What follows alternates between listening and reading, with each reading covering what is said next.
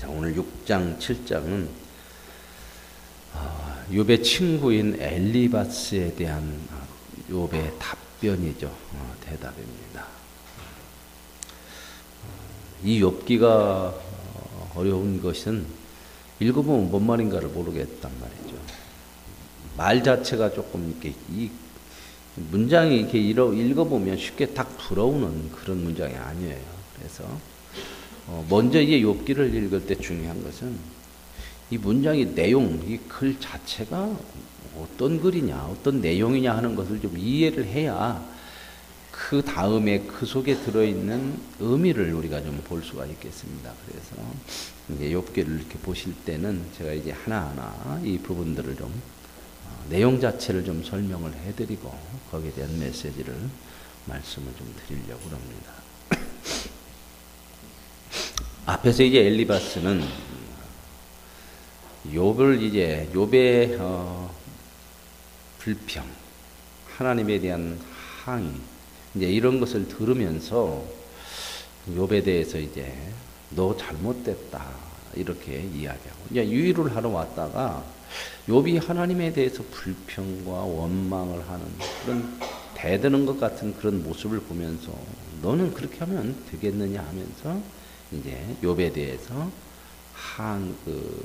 심판같이 하는 얘기죠. 그러면서 이제 그 엘리바스나 빌닷이나 소발이나 이런 사람들이 전부 다 이 세상을 대표하는 거거든요. 이 세상을 대표하는 그러한 틀이 뭐냐면 윤리 도덕이라고 하는 것으로 사람을 견주어 보고요. 이거 굉장히 중요하죠. 사람이 윤리 도덕이 없으면 질서가 완전히 무너지는 거예요. 이 땅의 가장 기본적인 질서는 윤리 도덕이에요. 우리 신앙인들도 윤리 도덕을 기초로 해서 사는 거예요. 그러나 인생이라는 게 윤리 도덕으로서만 해결될 수 있는 그런 것이 아니더라는 겁니다. 그 부분을 이제 말씀을 이 욥기에서는 특별히 하고 있는 것이고요. 근데 사람들은 그 윤리 도덕을 중심으로 해서 이 윤리 도덕은 무슨 틀에서 이제 나오는 거냐면 인과론이라고 하는 거죠. 내가 뭔가를 하면 거기에 대한 어떤 결과를 받는 거다. 이게 인생의 법칙이라는 겁니다. 여기에 이제 전부 다 이제 묶여져 있고 욥도 그런 신앙을 가지고 있었는데 욥이 이렇게 하나님 앞에 이제 원망하고 불평하고 대항하면서 나오는 이야기는 자기가 가지고 있던 그 윤리 도덕이라고는 가장 기본적인 그러한 이 세상의 질서, 세상의 어떤 진리, 그것이 안 통하는 상황이 벌어져 버렸다는 거죠. 그걸로 해결이 안 되는 거예요. 내가 이렇게 하나님 앞에 잘 신앙을 지켜가고 믿음을 지켜가고 하나님을 잘 섬겼는데 그렇다면 당연히 이 복이 계속이 되어져야 되는데 그런다 해서 자기가 엄청난 잘못을 한 것이 있다면 이것이 오면 내가 받아들일 수 있겠는데 그렇지도 않은 상황에서 이런 엄청난 고난이 오니까 더 이상 자기의 어떤 생각이라고 하는 것, 자기의 어떤 믿음이라는 것이 감당이 안 되어져요. 그러니까 이제 거기에 대한 비명을 지르면서 나오는 게 이 욥이고요. 이제 직접 그걸 당하니까. 그러니까 이제 욥은 이 비명과 하나님을 향해서 원망과 항거하는 것이 뭐냐면 자기의 틀이, 자기의 생각, 자기가 생각했던 어떤 믿음이라고 하는 것, 어떤 진리라고 하는 그 인과론이라고 하는 틀이 깨져버린다는 거예요, 지금. 깨지니까 막 어떻게 당황이 돼서 할 수가 없는 거예요. 그런다고 해서 이해가 안 되고, 자기 지식으로 깨달을 수도 없고, 자기가 가지고 있는 어떤 것으로 받아들일 수도 없는 상황이 돼버렸다는 거죠. 그러니까 이제 여기에 대한 비명이고, 똑같이 그런 세상 속에서 세상의 어떤 인과론이나 윤리 도덕이라고 하는 것을 전부로 알고 살아가는 이 세 친구들은 똑같이 욥과 그런 세상 속에서 똑같은 생각을, 똑같은 어떤 그 믿음을 가지고 있지만 직접 그 일을 자기들은 지금 당하지 않기 때문에 욥은 당해보니까 이거 해결이 안 되는 거예요. 자기가 지금까지 가지고 있던 인과론은 안 되는 거예요. 왜 이게 이렇게 올 수가 있냐. 내가 잘못했다면 받아들일 수 있는데 잘못하지 안 했는데도 이런 일이 온다고 하는 것이 어떻게 해야 되느냐. 여기에 대해서 혼란스러운 거고.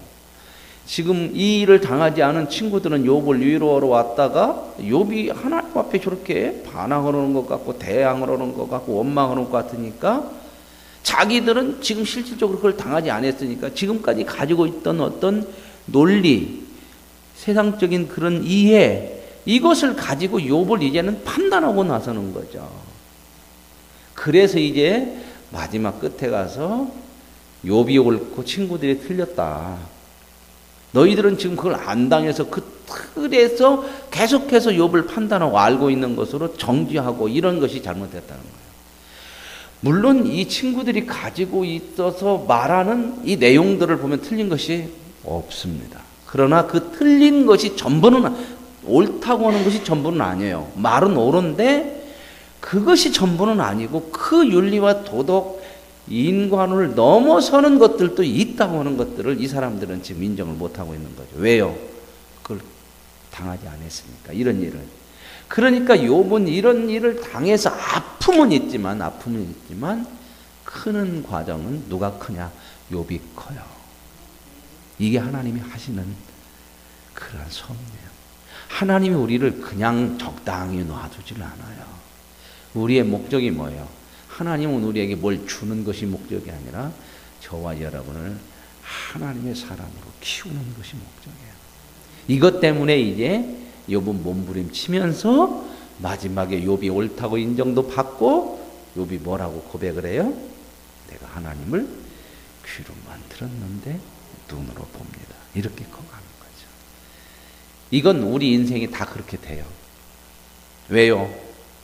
욥이 이렇게 아파하면서 커가는 것이 욥이 요청을 했어요, 안 했어요? 다 사람들은 어떻게 살고 싶어요? 평안하고 내가 가지고 있는 틀 속에서 변화가 없이, 변화가 있으면 뭔가 힘든다고 생각해. 그래서 뭐 하나 바꾸려면 참 힘드는 거예요. 요즘 그 문재인 대통령이 문재인 정부 들어서서 이거 바꿔내려고 하는 거, 개혁하려고 하는 거 나름대로 뭐 100% 옳다는 게 아니에요. 다 바꾸려고 하는 것이 반드시 힘들어요. 반드시 반대가 있어요. 반드시. 왜요? 지금까지 해왔는데 그렇게 했는데 왜 이걸 힘들게 하고 괜히 그러다가 더 어려움을 당할 것 같고, 그러니까 막 반대를 하고 나오는 거죠. 그걸 이제 우리나라는 이제 보수냐 진보냐 그러는 건데 참 그런 봅니다. 보수치고요 바꾸는 거 싫어요. 왜요? 대개 보수하고 사람들의 이제 그 모습들을 보면 기득권을 가진 사람들은 거의 대부분의 보수 쪽으로 흘러요. 그렇기 때문에 기득권을 가지고 있는데 이걸 바꿔서 잘 된다면 그것도 바꾸려니까 힘들고, 못 되면 내가 가지고 있는 기득권을 다 빼앗긴다고 생각하니까 놓을 수가 없는 거야. 이게 죽기 살기로 하는 거예요, 이 문제가. 이 문제가 이제 죽기 살기 하는 문제가 아니고, 우리가 이제 진짜 죽기로 살기로 하는 문제는 하나님을 믿고 바르게 믿음으로 사는 생명의 문제인데, 이 문제는 우선 관심이 없으니까. 그리고 또 이제 여러분 가보세요. 특별히 이 보수 쪽에 서 있는 사람들이 어떤 사람들이 또 있냐? 기독교 신앙가. 그것도 대부분 기득권을 뭔가 누리고 있다고 하는 사람들. 말하자면 교회로 얘기하자면 큰 교회들, 되게 큰 교회 대형교회는 거의 다 보수적이에요. 그리고 거의 보수가 이야기하는 정치와 맞물려 있어요. 그 사람들하고 거의 같아, 생각들이. 이게 안 통하는 부분들이 너무나 많아요. 더군다나 보수에다가 신앙까지 거기에다 같이 곁들여 있어 버리면 이건 참 바꾸기가 힘들어요. 신앙 문제는 생명을 갖고 오는 문제예요. 테러 집단들 보세요. IS 같은데 그 사람들 다 이슬람이라고는 신앙을 가지고 있어요. 그들은 죽으면 순교요. 그렇게 하는 것이 우상을 파괴하는 거고. 그래서 이라크나 이런 데 가가지고 옛날 유물들 다 때려 부수잖아요. 왜요? 그 이슬람도요, 우상을 오직 알라만 유일신이니까 나머지는 다 우상이요. 그러니까 이 다 때려 부시는 것이 그들은 신앙적으로 신에게 아주 절대적으로 충성하는 믿음을 지키는 거예요. 그래서 다 때려 부수는 거예요. 그리고 안 믿는 사람들 다 자기들과 다른 사람들을 다 죽여서 이 땅 위에 그런 이슬람이 그 세계를 세우겠다고. 무섭잖아요. 그러니까 죽는 거요? 신앙으로 순교라고 생각하니까 그냥 막 가서 죽어요. 거기에 딱 붙어서 폭탄 짊어지고 가서 죽는 거예요. 그러니까 방법이 없는 거예요. 방법이. 죽기 살기로 덤벼버리면 방법 없잖아요. 총을 쏴도 가서 맞으면서 가는데 어떻게 하겠어. 나 죽기 위해서 그냥 살기 위해서 서는 것이 아니라 죽기 위해서 가는 거예요. 그럼 총 쏴도 어떻게 해요? 앞으로 엎어져도 간다 이 말이에요. 엎어진 자리에서 뭐예요? 폭탄 터져서 나 죽고 그냥 죽고. 이런 심각한 문제가 있어요. 이제 우리가 이런 욥기서를 보면서 이러한 이 세상적인 그러한 어떤 논리, 어떤 인과론이라고 하는 것에 절대적으로 붙들려 있는 우리의 신앙과 또 우리의 생각들 이런 부분들이 하나님 앞에도 좀 넓혀지는 그런 계기가 됐으면 좋겠습니다. 그런 부분들을 하나하나 이제 보시면 되어요. 이제 엘리바스가 욥에 대해서 그런 것 가지고 그 세상의 윤리, 도덕이나 인과론이라는 잣대로 욥을 이제 판단하고 있는 거죠. 근데 그 판단이 안 틀려요. 말은 참 맞는데 욥에게는 전혀 위로가 되지 않는다는 거죠. 결론적으로 오늘 말씀을 통해서 저와 여러분이 뭘 참 알고 아는 것으로서 그것이 나의 옳음을 증거하는 어떤 수단이 되지 마시고 내가 알고 있는 것들이 다른 사람에게 위로가 되고 힘이 되고 격려가 될 수 있는 그런 믿음이 되시길 원합니다. 이걸 놓치면 우리는 아는 것으로 옳다고 하는 것으로 사람을 잡아요. 그리고 하나님 앞에 그건 옳지 못하다고는 판단을 받을 수밖에 없다. 그래서 믿음이라고 하는 것은 사람이 커져야 되는 거고 믿음이 크다고 하는 것은 더 많은 사람들을 품을 수 있는 사람이 되어야 돼요. 이제 한번 보십시다.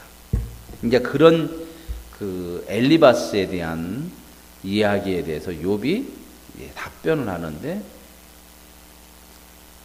이제 여기에서 오늘 나오지만 네 말이 다 옳지만 옳은 것이 나에게는 하나도 유익이 안 된다. 이제 그 심정을 이해할 수 있게 돼요. 욥이 대답하여 나의 괴로움을 달아보며 나의 파멸을 저울에 놓을 수 있다면 바다의 모래보다도 무거울 것이고 그러므로 나의 말이 경솔했구나.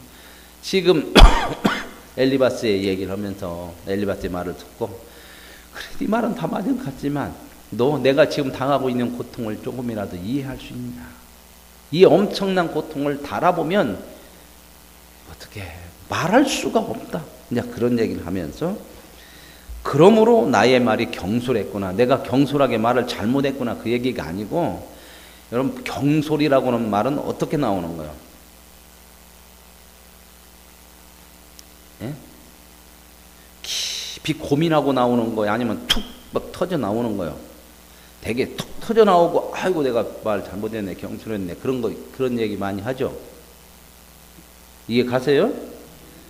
욥이 지금 내가 하나님 앞에 뭔 경솔을 해서 막 그냥 탁 나왔다는 것이 아니라 너무 고통이 심하니까 그냥 비명소리가 툭 나왔다 그 얘기예요. 그래서 내가 이렇게 비명을 치르고 이렇게 아파하고 이렇게 하나님 앞에 하나님밖에는 답이 없어. 이 자기가 알고 있는 이 윤리 도덕 인과론이라고 하는 이것으로 해결이 안 돼. 그러니까 이제는 누구한테만 할 수밖에 없어.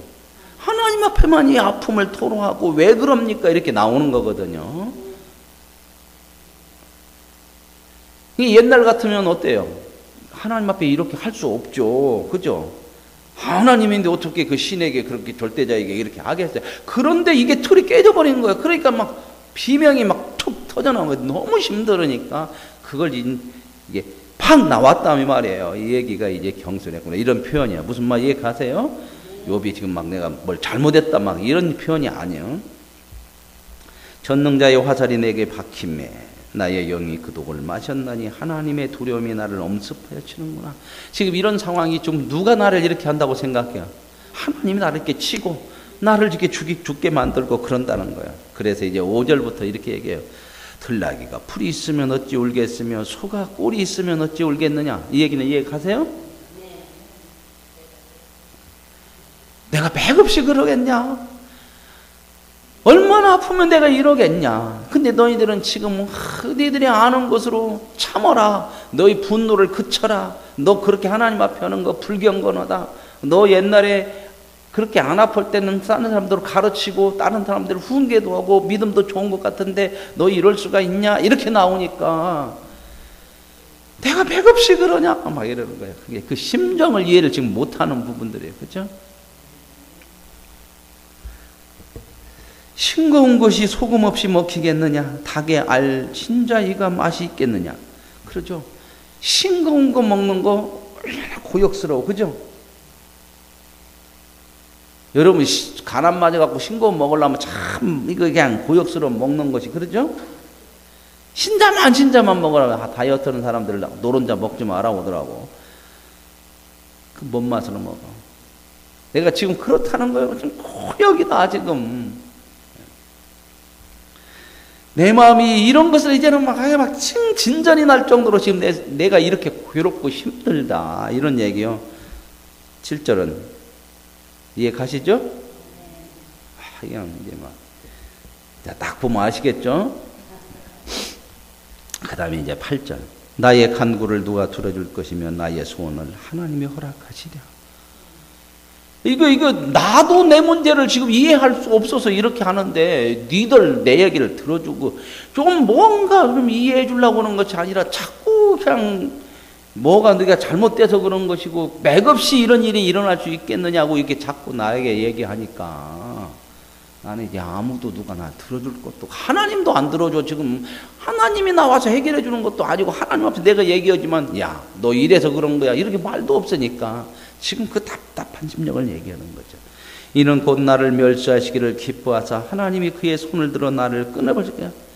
하나님이 나를 이렇게 무시하는 것처럼 아예 그냥 답변도 안 하시고 이건 어떻게 이해도 안 되고 받아들일 수도 없는데 이런다. 여기까지는 그래도 조금 수월하게 조금 이해가 됐어요. 그러죠? 네. 그 다음에 이제 10절 보면 조금 이제 설명이 되어야 될 품. 그러할지라도 내가 오히려 위로를 받고 그칠 줄 모르는 고통 가운데서 기뻐하는 것은 내가 거룩하신 이의 말씀을 거역하지 아니하였음이라. 이 이야기는 뭐냐면 이걸 좀 잘못 그냥 보편적으로 읽어버리면 그래도 나는 믿음을 지킨다. 그래가지고 이거 잘못 얘기하면 봐라. 이번 이런 고통 가운데서도 하나님의 말씀을 붙들고 믿음을 지키려고 하지 안 했느냐? 그렇게 해석을 하고 설교를 하면 3000% 가는 거다 그 말이야. 지금 계속 막 죽겠다. 하나님도 나를 이렇게 죽이려고 작정해놓고 전혀 하나님도 어떤 해결할 방법도 안 주고 내가 이해할 수 없는 일들을 이렇게 만들어 내버렸고 니들도 그러는데 갑자기 믿음 있는 소리가 이렇게 나와? 분위기상 그렇게 나오겠어요? 안 나오겠어요? 뭐 그럴 수도 있지. 하다가 안 되니까 하나님 앞에 조금 믿음 보이는 척 하다가 또 안 되면 그냥 에이 이렇게. 자 보세요. 그러할지라도 하나님이 이렇게 하지만 내가 오히려 위로를 받고 그칠 줄 못한 가운데서 기뻐할 수 있는 것은 내가 거룩하신 이의 말씀을 거역하지 아니하였으면. 이 말은 뭔 말이야? 내가 지금 나에게 그나마 위로가 되고 기쁨 되고 소망이 있다면 나는 하나님 앞에서 잘못했기 때문에 이런 일을 당하는 것이 아니라 나는 하나님 앞에 잘못한 것이 없다. 그것이 나의 위로고 나의 기쁨이다. 지금 욥은 뭐라고요? 내 잘못으로 온 것은 아닌 것을 난 안다. 그런데 왜 이해할 수 없게 이게 왔냐? 잘못을 안고 하나님 앞에 잘했으면 복이 와야 되고 그 복이 유지되어야 되는데 내가 잘못하지 않았는데도 이런 고난이 왔으니까 내가 생각하는 것에서 이제 더 이상 어떻게 해볼 도리가 없어. 혼란이 오고 깨졌어요. 그런데도 욥은 얘기하는 게 뭐야? 나는 잘못한 거 없다. 그것이 나의 기쁨이고 나의 위로다. 유일하게. 무슨 말 이해 가세요?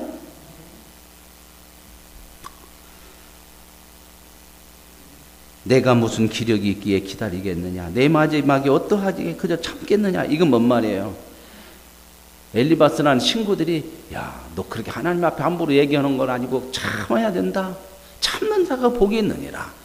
참다 보면 또 좋은 날도 오는 것이다. 이렇게 얘기하는데 말은 맞는 얘기 아닙니까? 그죠? 그런데 그게 지금 나한테 무슨 의미냐? 나보고 계속 참으라고만 하는데 나는 지금 죽을 지경이다. 이게 참아서 될 문제가 아니다. 이해가 안 되고 받아들일 수도 없으니까. 나의 기력이 어찌 돌의 기력이겠느냐? 나의 살이 어찌 노쓰겠느냐? 이건 뭔 말이야? 내가 삼손이냐? 내가 슈퍼맨이냐? 그 말이에요. 어르신들은 또 이 말씀 잘 모르죠. 내가 돌쇠냐?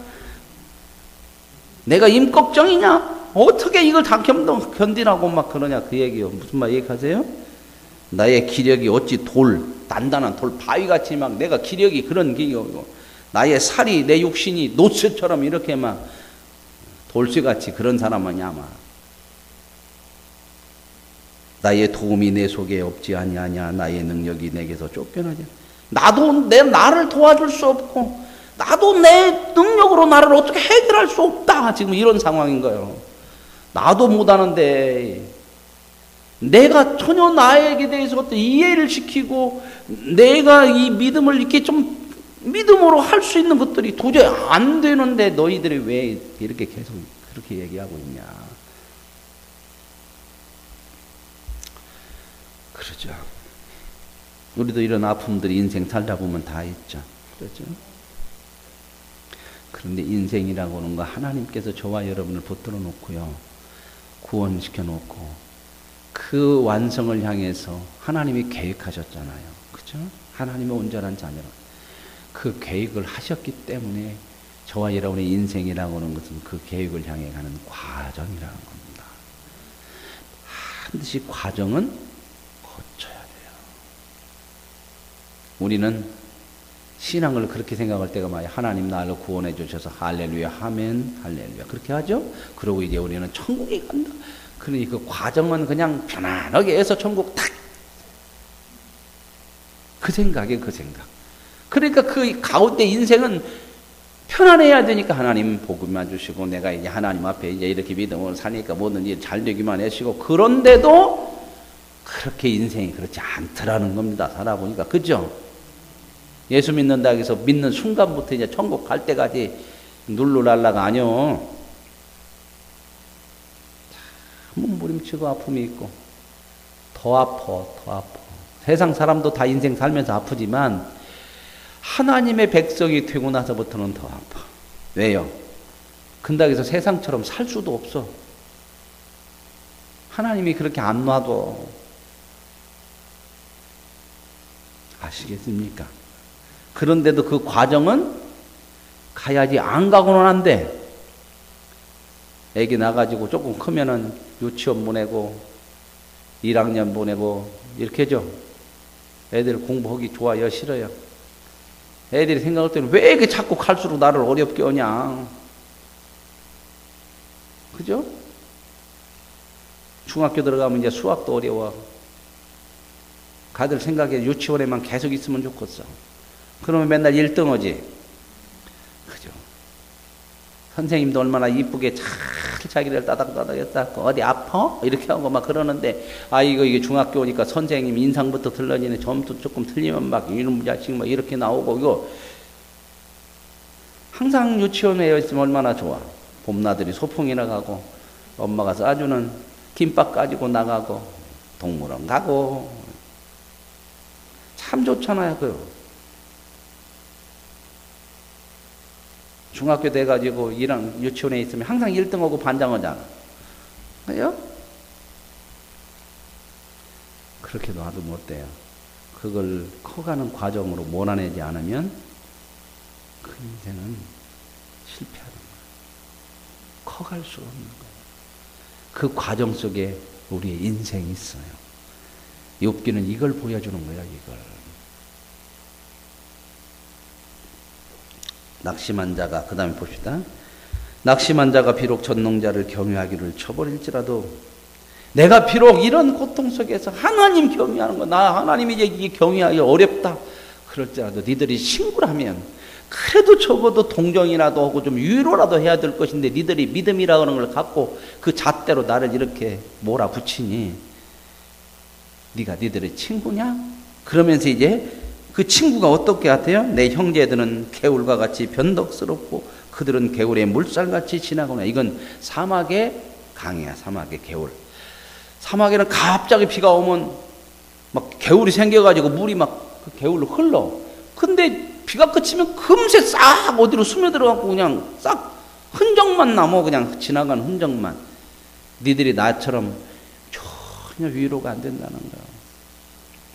니들이 내가 이렇게 하나님 앞에 이해할 수 없어서 하나님 앞에 그런다고 들어. 니들이 친구면 나를 좀 위로하는 것을 해야 되는데 자꾸 믿음이고 뭐고 갖다가 들이대면서 이렇게 나를 잡으니 니들은 친구가 아니고 이런 개울처럼 그냥 있다가 없어지고, 얼음이 녹으면 물이 검어지면 이게 막 얼음이 이렇게 설산 같은 데서 녹으면 이렇게 그런 물이 이렇게 내려오면서 그 사막에 이렇게 물이 흘러오면 뭐 검은 물같이 이렇게 보인다는 거죠. 눈이 그 속에서 감추어져. 근데 딱 해만 뜨고 따뜻하면 싹 없어져.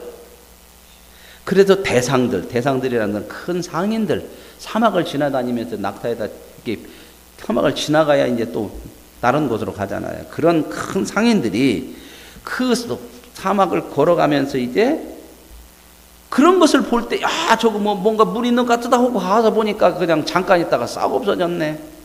그런 것처럼 멸망하게 되고, 대마의 떼들이 그것을 바라보고 스바의 행인들도 그것을 사모하다가, 뭘 사모해요? 물을, 사막에서는 물이 피잖아. 근데 비가 싹 오니까 아, 저 개울이 있다고 막 그걸 막 사모하고 갔는데 싹 없어져 버려, 그냥 한순간에. 그래서 21절에 이제 너희는 아무것도 아니로구나. 너희가 두려운 일을, 20절 봅시다. 거기 와서는 바라던 것을 부끄러워하고 낙심한, 거기 와서 이제 물이라도 얻을까 하고 딱 왔는데 없으니 얼마나 실망이 되고. 너희들은 아무것도 아니다. 나에게 아무것도 아니다. 친구도 아니다. 너희가 내가 이렇게 엄청난 고난을 당하니까 혹시 너희들에게도 뭔가 당하지 않을까 그래서 믿음 있는 척하고 믿음을 가지고 나를 이렇게 정죄하려고 그렇게 하려고 하느냐. 그 다음에 봅시다. 내가 언제 너희에게 무엇을 달라고 말했더냐. 나를 위하여 너희 재물을 선물로 달라고 돼. 나를 구원을 해달라고 돼. 그렇죠. 여러분, 이런 아프고 연약한 자들에게 무엇을 주시기를 원하십니까? 그들에게 마음을 주시고 위로를 주십시오. 옳은 것으로 그들을 판단하지 마시고, 옳고 그런 것이 틀린 것은 아니지만, 옳은 것이 틀린 것은 아니지만, 이런 상황에 있는 사람들에게는 그것이 전부가 아니라는 겁니다. 보세요. 하나님께서 예수 그리스도를 보내셔서 우리를 구원하는 것이 어떻게 하는가 보십시오.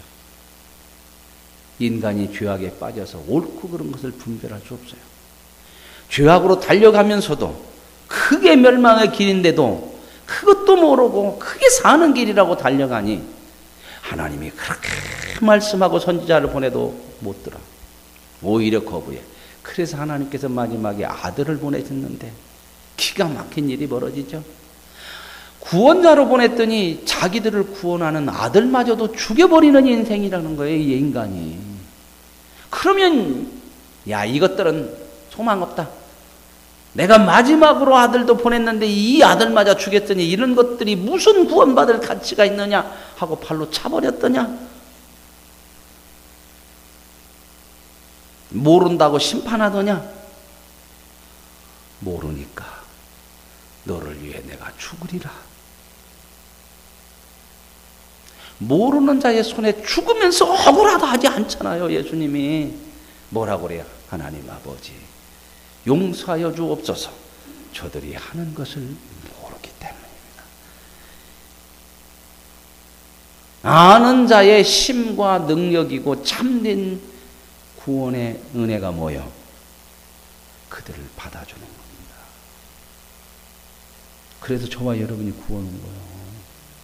하나님의 전능하심으로 심판해서 끝내버린 게 아니고, 저들이 몰라서 나를 죽이려고 하는데 지금 죽이고 있는데 하나님 모르는 거니까 용서해 주세요. 제가 지지난주에 해피데이 말씀드리면서 강한 자가 연약한 자 약점을 담당해야 된다는 말씀을 가지고 설교했는데 기억이 나시나요? 진짜 약한 자가 뭐요? 세상에 힘을 가진 자가 진짜 약한 자가 아니고 하나님을 모르고 죽을지 모르면서 달려가고 있는 인생이 진짜 연약한 거예요. 진짜 강한 자가 누구요? 힘이 있는 것이 아니라 하나님을 알고 믿음으로 바르게 사는 거예요. 그러므로 생명을 향해 살고 있는 저와 여러분이 죽을지도 모르고 달려가는 멸망을 향해 가는 약한 자의 약점을 담당하는 것이 복음을 전하는 거고 그의 영혼을 사랑하는 것인 줄로 믿습니다. 그래서 그 약점을 담당하는 이게 믿음이에요. 내가 아는 너보다 나은 것으로 자기를 드러내고 자기를 보여주는 것이 아니고 다른 사람을 살려내는 것으로 가는 것이 이게 하나님이 원하시는 믿음이고 이게 하나님이 원하시는 큰 사람의 모습이라는 거예요. 이걸 위해서 하나님이 이 과정들을 거쳐가게 하는 거예요. 그래서 이제 뭐라고 그래요? 내가 언제 나를 구원해드냐. 오늘 저와 여러분이 무엇을 주기를 원하십니까? 그들에게 위로가 되고 소망이 되고 생명이 될 수 있는 그런 은혜가 있기를 원합니다. 24절 보세요.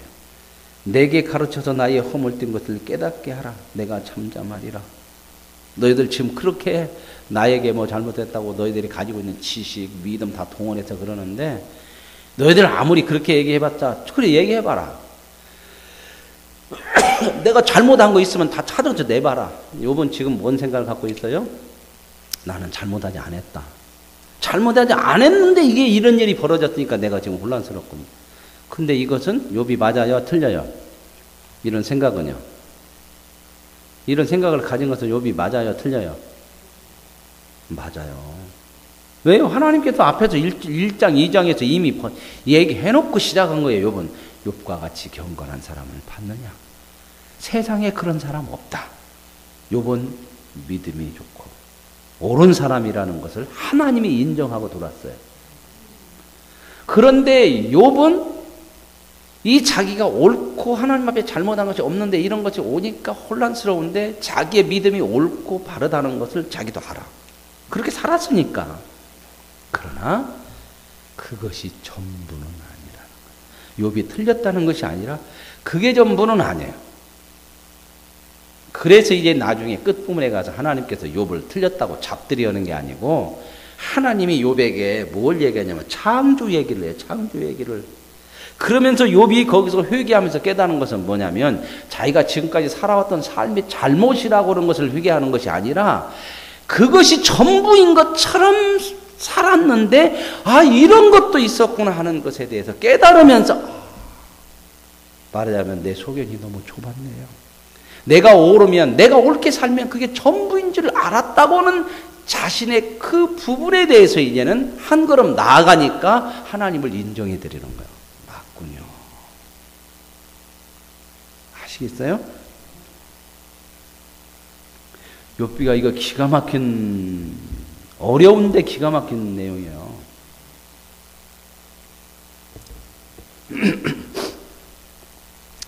그래서 이제 옳은 말이 어찌 그리 고통스러운 거 그죠? 지금 내가 이런 아픔 속에서는 니들이 하는 얘기가 틀린 건 아닌데 옳은 말이 오히려 고통이다. 이런 얘기를 뭐라고 얘기해요? 상처에다 뭐 뿌려? 상처에다 소금을 뿌리지 말고 그 상처를 좀 싸매주고 좀 이렇게 풀어주고 그게 좋지 않겠느냐? 물론 그렇죠. 소금을 왜 뿌릴까? 소독해야 된다고 뿌릴 거 아니요, 그죠? 우리가 뭐 아프고 그럴 때 짠물로 이렇게 먹기도 하잖아요, 그죠? 근데 거기다 덜컥 짠물을 붓지 말고 조금 살살, 그죠? 아까진 끼기 정도 조금 이렇게 좀 먹여야지 그냥 덜컥 그냥 그거 고친다고 그렇게 하면 그냥, 그죠? 아빠하고 아들하고 목욕탕 가가지고 아빠는 들어가다 어이 시원하다 그런 게 아들이 진짜 시원해? 그 속 들어갔더니 얼마나 뜨거워. 어이 뜨거워. 믿을 놈 하나도 없어요. 너무 그렇게 한꺼번에 하면 안 된다는 거예요. 그죠? 나는 시원하지. 어른들은 시원하잖아. 들어가면 탕 속에. 그죠? 시원하다는 뜻이 뭐예요? 뜨거운 것이 어떻게 쫙 보니까 뭔가 마음적으로 시원한 느낌이지 애들이 생각하는 시원한 수준은 아니죠. 이해 가세요? 그 입장으로 얘기를 해줘야 되는 거잖아요.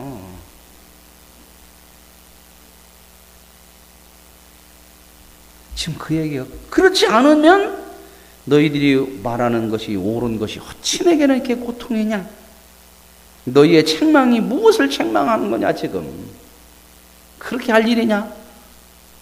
그게 지금 내 마음을 근데 계속해서 변론이 일어나는 건 뭐예요? 그 입장을 이해를 못하는 거야. 우리가 그러거든요.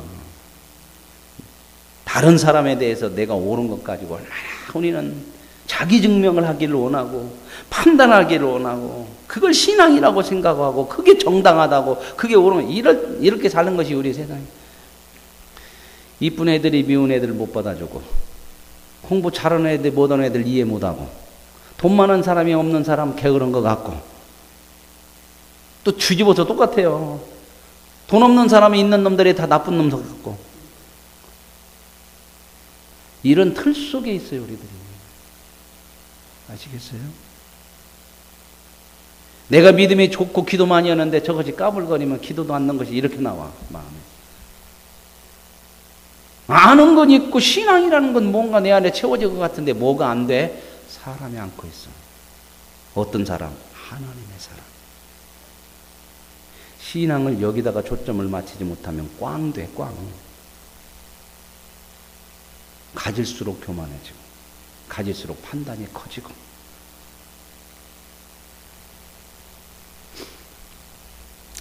너희가 남의 말을 꾸짖을 생각을 하나 실망한 자의 말은 바람에 날아가냐. 너희 생각은 다 이런 생각만 있구나 나를. 근데 그건 헛된 거다. 바람에 날아가는 말 같아요. 나에게 안 받아들이고 지금 들어도 아니야. 저도 우리 집사람한테 그런 얘기 많이 들었어요. 뭔 얘기하다가 뭐가 얘기하면은 나는 지금 아파 죽겠는데 당신은 맨날 그 설교 쪽으로만 나한테 얘기하냐. 그래요. 그게 잘못된 거예요. 목사는 이게 평생 이러고 살아가지고 집에 가서도 뭔 얘기하다 보면 애들한테도 그러고 아내한테도 그러고 이럴 때가 있어. 그러니까 잘 키워야 돼요. 애들. 목회자들 빗나가는 사람들 있어 많이.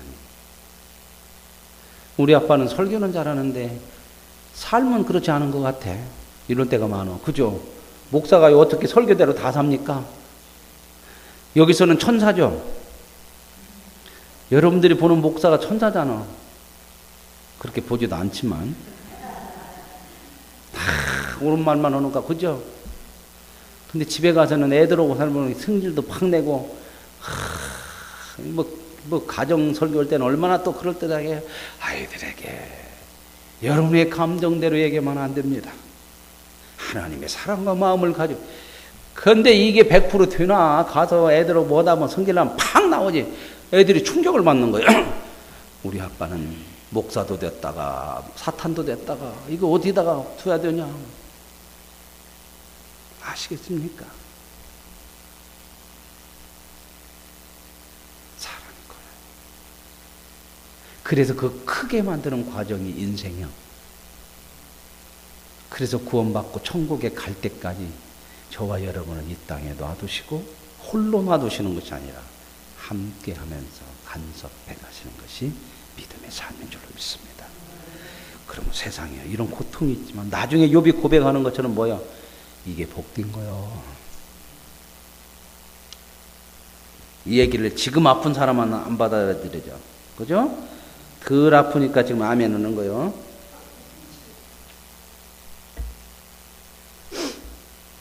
그 다음에 고아를 제비 뽑고 너희는 친구를 팔아먹고 이제 원하건대 너희는 내게로 얼굴을 돌리라. 내가 너희를 대면하여 결국 거짓말 아니야.